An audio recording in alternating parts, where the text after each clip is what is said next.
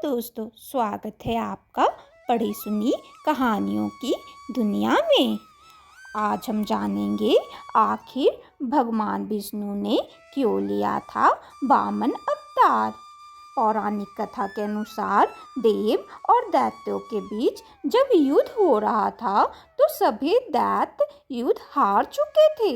दैत्यराज बलि को भी इंद्रदेव ने घायल कर दिया था, लेकिन दैत्यों के गुरु कहे जाने वाले शुक्राचार्य संजीवनी विद्या से दैत्यराज बलि और बाकी मृत दैत्यों को पुनः स्वस्थ एवं जीवित कर देते हैं।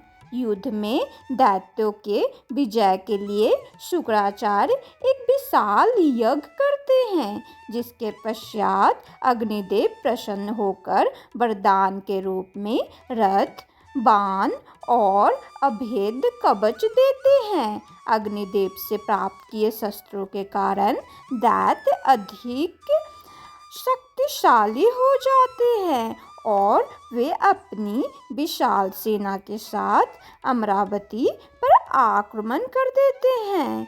उसके बाद दैत्यराज बलि, जो कि विष्णु भक्त प्रहलाद के पोते थे, उन्होंने अपनी तपस्या और युद्ध के बल पर तीनों लोक पर अपना अधिकार बना लेते हैं और देवताओं से स्वर्ग भी छीन लेते हैं।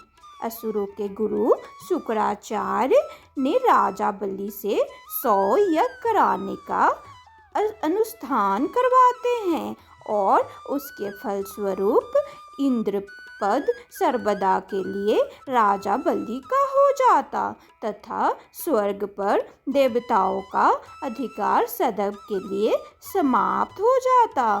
फिर तीनों लोकों में असुरों का एक छत्र राज्य हो जाता। इधर इंद्र सहित सारे देवता गण काफी डर गए थे। वो डर के मारे भगवान विष्णु की शरण में पहुंचते हैं।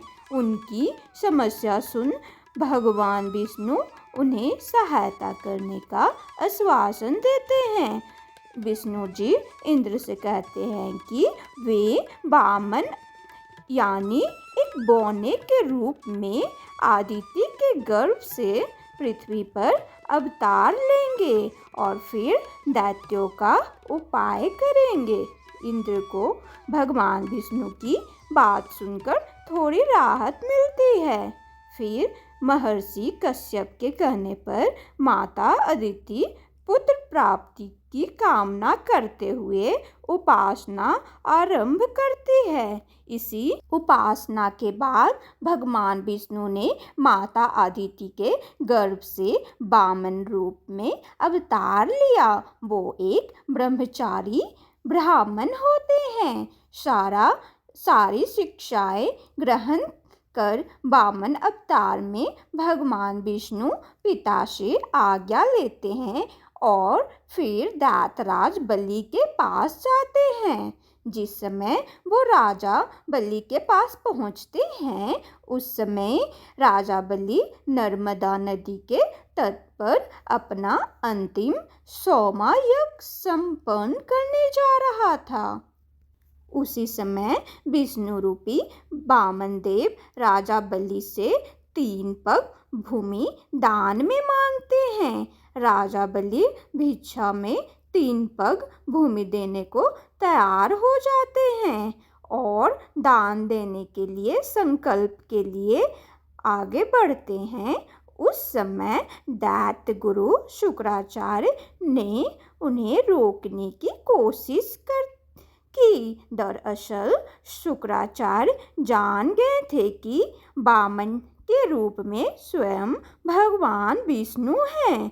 शुक्राचार्य ने बलि को समझाया कि ये वामन स्वयं विष्णु ही हैं। ये तुम्हें ठगने आए हैं, तुम इन्हें दान मत दो। ये बात सुनकर राजा बलि बोले कि अगर ये भगवान हैं और मेरे द्वार पर दान मांगने आए हैं तो भी मैं इन्हें मना नहीं कर सकता हूँ।